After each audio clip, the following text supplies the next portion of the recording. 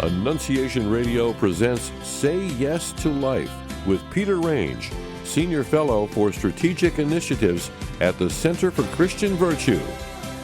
Ladies and gentlemen, welcome to Say Yes to Life, where we learn to embrace our Catholic faith in the secular world. I'm your host, Peter Range, Senior Fellow for the Center for Christian Virtue, and welcome to show number 471 as we continue the fight for every single human life, born, preborn, and yours in our world today. On today's show, we're excited to welcome Andrea Trudden. Andrea oversees the public face of Heartbeat International and its network of more than 3,500 pregnancy help organizations worldwide as VP of Communications and Marketing. Beginning her professional career in radio while obtaining a degree in journalism and communications from the Ohio State University, she took the skills she received in speaking and writing and joined the noble cause of the pro-life movement. Andrea is one of the voices of Heartbeat, featured in radio and television interviews, sharing the many ways that pregnancy help empowers women to make positive choices for themselves and their families. Andrea and her husband Dan have three precocious children who plan to change the world when they are grown. I think they're precious too. But on today's show, we're going to be talking with Andrea about her life, her work, and the future of the pro-life movement. But first, let's go ahead and take 180 seconds around Ohio and the nation and talk about what's happening in the pro-life movement and the news. First, from the Department of Justice, a grand jury in Montgomery, Alabama, today returned an indictment charging the Southern Poverty Law Center. Actually, this was yesterday, but they charged the Southern Poverty Law Center with 11 counts of wire fraud, false statements to a federally insured bank, and conspiracy to commit concealment money laundering. The FBI investigated this case with assistance from the IRS Criminal Investigation Unit, and Acting Attorney General Todd Blanche said, quote, "The SPLC is manufacturing racism to justify its existence.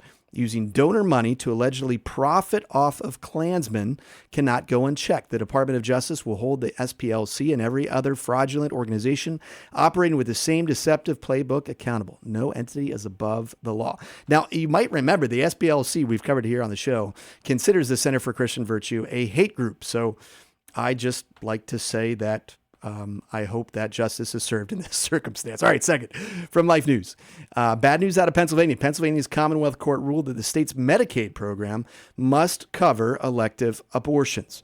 See, folks, the people on the left, progressive, they want abortions covered with your taxpayer dollars. In its ruling, the court stated that existing limits on taxpayer funding of abortion violate Pennsylvania's Equal Rights Amendment. Major victory for Planned Parenthood and the abortion facilities there in the state. Now, yesterday's Commonwealth Court decision will almost certainly be appealed to the state Supreme Court. However, 5 of the 7 judges on the Pennsylvania Supreme Court are Democrats, so it's likely the court will uphold the Commonwealth Court decision. That said, 3 state Supreme Court judges are up for re-election in 2027 in the Keystone State. So if you're listening from Pennsylvania, please get out and vote. All right, lastly, just launched last week. Go right now to abortioncrimebymail.com. We are facing mail-ordered abortion crime scenes across this country. Women taking the pill without knowing any complicating factors. Maybe they have an ectopic pregnancy. They're not getting any medical advice from a doctor or anybody else. They're just ordering the pills. They're taking the pills because President Joe Biden in 2021 removed any regulations on the abortion pill whatsoever. So we're asking Congress, we're asking the Trump administration, please reinstate common sense health regulations. Go again to abortioncrimebymail.com and contact your elected representatives. All right, now, super excited. Andrea is just one of those tremendous, amazing, vibrant, just a beautiful witness to the gospel of life herself. And so I'm excited to have her on the show. She's VP of Communications and Marketing at Heartbeat International. Andrea Trudden, welcome to Say Yes to Life. That is quite an introduction. Thank you, Peter. It's a pleasure to be here with you guys. Well, it's genuine and true, so it's easy to say. But I wonder if, as I know you a little bit, our listeners can get to know you a little bit as well. Let's go ahead and start with your story, where you're from. If you wouldn't mind sharing your kind of faith and family journey, and then how did you end up at Heartbeat International? Yeah, that's a great question, and it actually goes back many years. I grew up about an hour south of Columbus, Ohio, in a small town called Amanda, a little farm town, and I loved it. And I grew up just very surrounded by family. Grew up going church in town and growing up with my friends and family. And it was just a beautiful experience that I wish more and more people could experience in their life, and just grew up very faith-filled. Went to Ohio State for college to get my journalism degree, and I did work in radio and at the paper there, and enjoyed it, but did learn that I did not necessarily want to go into media from that side of the things. And what I learned in my experience working a few years in radio was that I wanted to do something that I was passionate about, and I love my Buckeyes, of course, but I was looking for something a little bit deeper. And so I remember it was when I was graduating from the university that I looked specifically for pro-life work. And it was just something that was always on my heart. I don't exactly have an aha moment, but walking back through the years, it actually came up several times throughout my high school and college career. I remember being in a high school English class where we would talk about current events, and we literally split the room in half and did a debate. And essentially it was on abortion, and I was leading the pro-life side, and another girl was leading the pro-abortion side, and it was just quite a thought exercise that really, I learned how passionate I was about life. And like I said, I grew up going to Catholic church, but I don't recall ever knowing about a pregnancy center before I applied when I looked for pro-life work and found Heartbeat International at monster.com back in 2004. And I applied for a position as an administrative assistant here under Peggy Hartshorn. And thankfully, they hired me. And I learned a lot about pregnancy centers and the practical ways that they serve women to help them not even feel that abortion is her only option, because that tends to be what we hear in the pregnancy help organizations, is that there's this feeling of desperation and fear. And so learning how the pregnancy help organizations walk alongside her, ask her questions about her future, and provide guidance on really capturing a vision for motherhood and family and life. It really was the most practical way that I found to live out my passion. And so I started in 2004. Overall, I've been with Heartbeat since then, but I did take a brief stint off for a couple of years to stay home with my little ones, who are not as little anymore. They rejoined in 2018, and it has been a beautiful pleasure to watch the movement evolve and just see the growth, not only from technical ways, but also the ways that we are seeing a little bit of politics merge a little bit more with culture, merge a little bit more with the passion for the movement. So it's been a fun journey. Well, what a tremendous gift to get to work with Peggy Hartshorn, one of the giants of the pro-life movement. And so getting to learn under her, what a tremendous grace and gift that was. But I got to laugh, though, finding your future career and your calling from monster.com.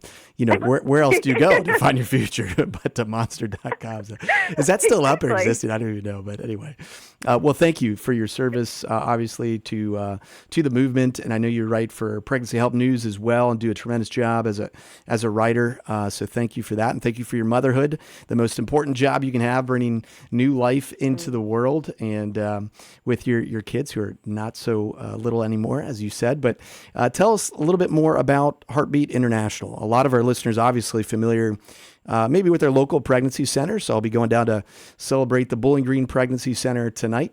But what does your team do, as you guys really were the first kind of network of pregnancy resource centers in the United States of America? Yeah, that's a great point. So I'll jump back a few decades before you and I were born. Back in the 1960s was when abortion was starting to become legal in different states. So similar to what we're seeing now, like Colorado and California and Vermont were making abortion legal. And a group of pro-life people, doctors, nurses, were seeing a need for women who felt trapped into making decisions that they didn't want to make. So they started to build these pregnancy help organizations around, and they were kind of popping up primarily out of doctors' offices initially. And so then in 1971, a group got together in Chicago to say, hey, you know what, rather than pop up and just kind of figure things out along the way, why don't we create a network so we're sharing ideas and we can help one another, so that as we continue to grow, we're providing women with the biggest need that they need for their families. And so in 1971, Heartbeat International began, originally titled Alternatives to Abortion. And through the years, the network continued to grow and grow because pregnancy help organizations were starting to expand, of course. After Roe v. Wade, of course, that put abortion legal all throughout the nation.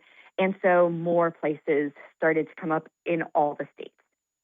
And so one thing that I do want to note is that Heartbeat International, we do work with pregnancy centers, which of course provides resources and depending upon their level of care needed out of the communities, they'll provide medical services such as ultrasound and pregnancy tests.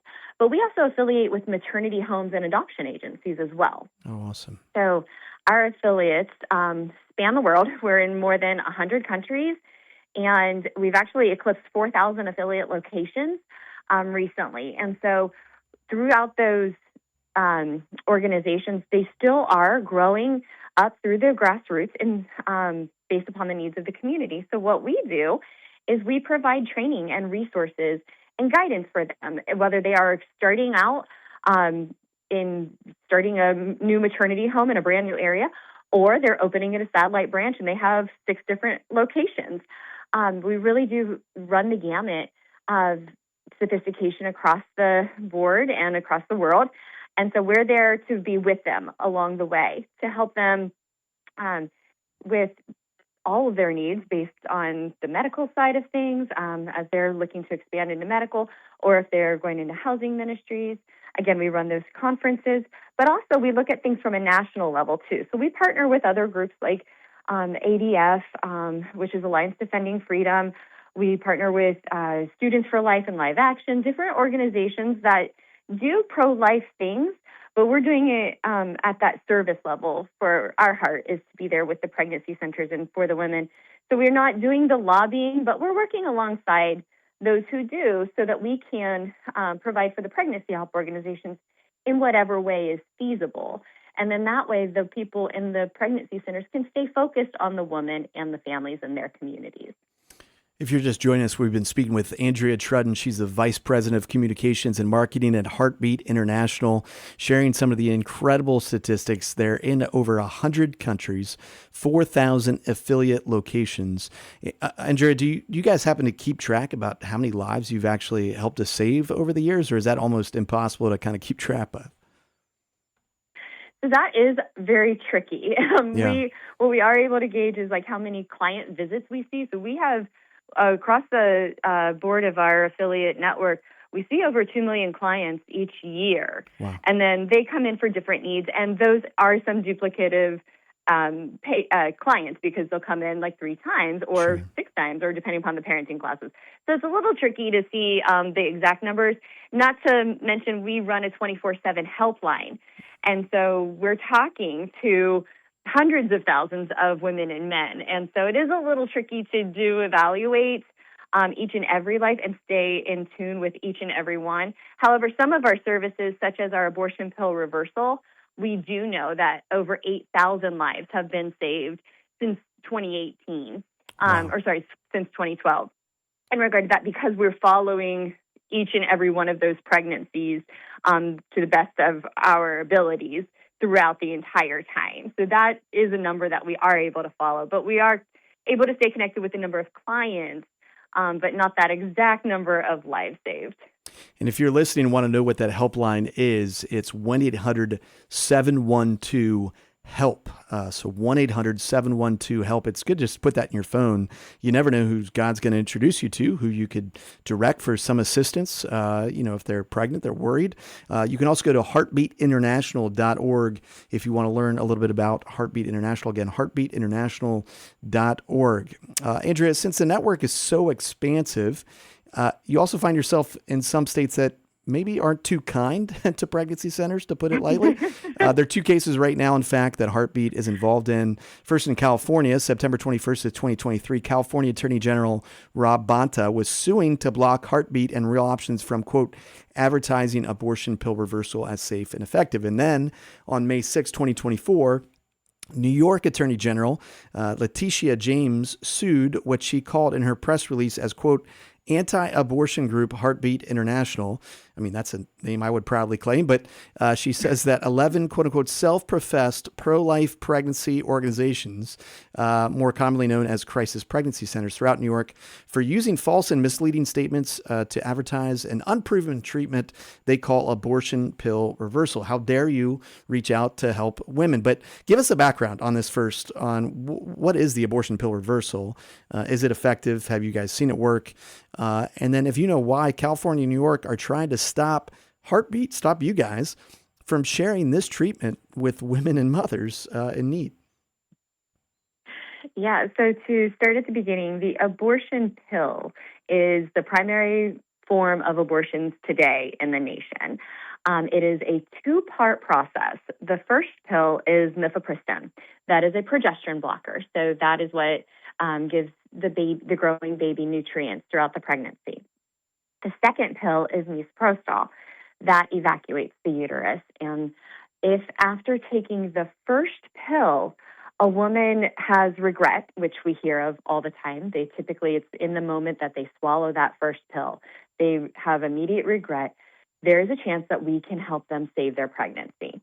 And so what we do is, if they call us quickly, time is of the essence, we encourage within 72 hours. The best chances are within 24 hours. If she has that immediate regret and calls us, we connect her with a local healthcare professional to prescribe progesterone, because as I noted, the mifepristone is a progesterone blocker.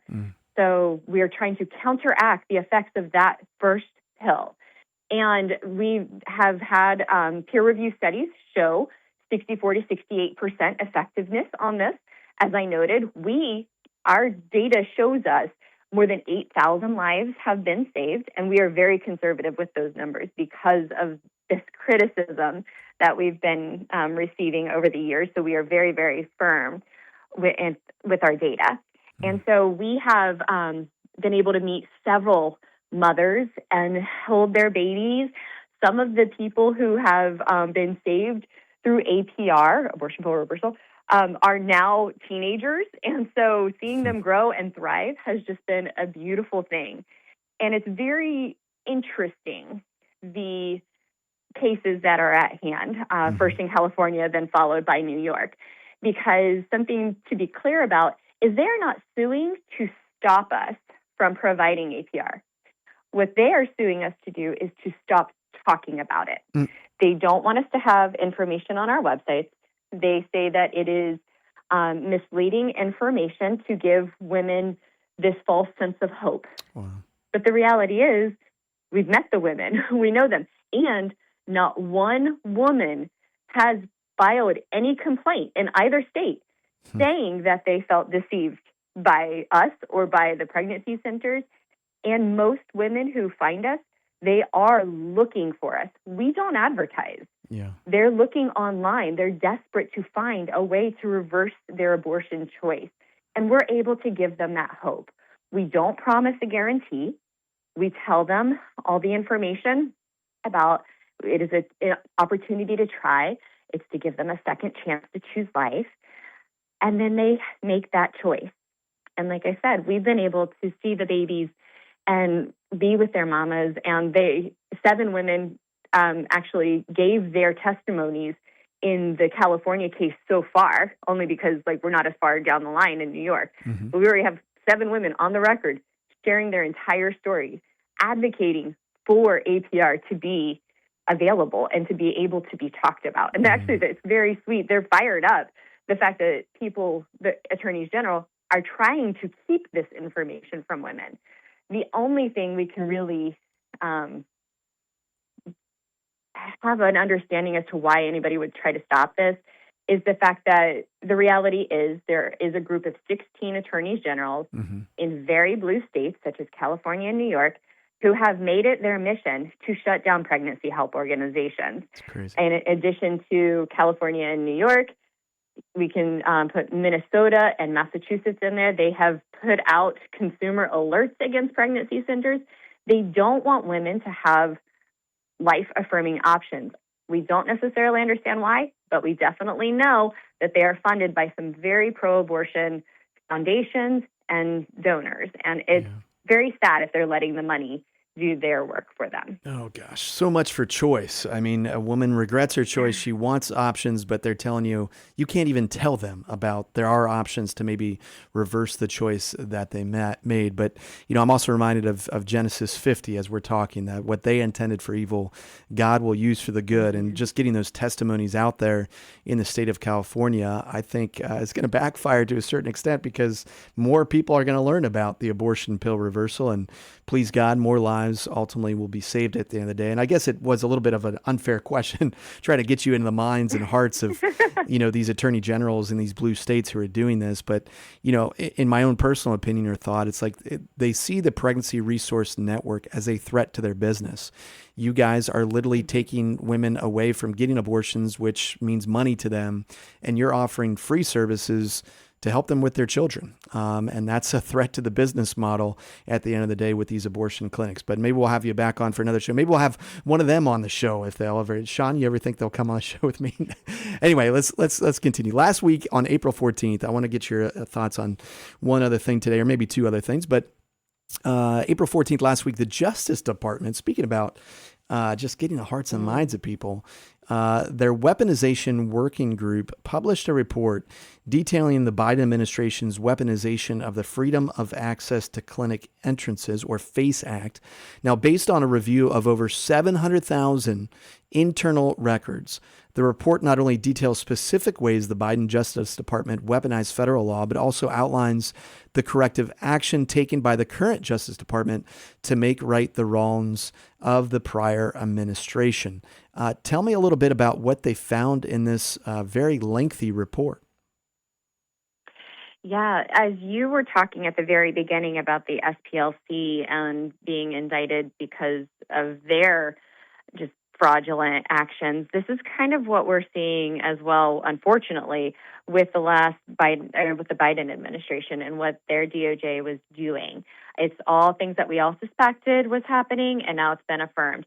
We've discovered that they were literally working with three major abortion groups to find people and organizations to shut down, either by arresting them or by finding them and harassing them in many ways, which is very unfortunate. We had the opportunity as a Pregnancy Help Network to be in on some phone calls, actually with the Biden administration, with the Office of Civil Rights, where after the Dobbs decision, if you recall, back in 2022, pregnancy help organizations and pro-life organizations and churches were being attacked. Like, they were having vandalism, they were being tagged by a group called Jane's Revenge, and in some cases they were even being firebombed.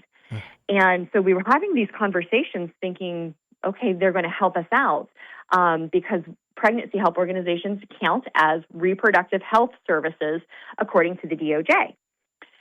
Unfortunately, the calls were kind of just more for them to be able to say, yes, we spoke with the national pro-life organizations about 3 times, whereas this report uncovered the fact that they were in consistent communication in text and everything with the National Abortion Federation, Planned Parenthood, and the Feminist Majority. Yeah. And so they literally were handed a list of names of people to target. So we may remember Mark Hogue, who's he was a sidewalk advocate in Philadelphia.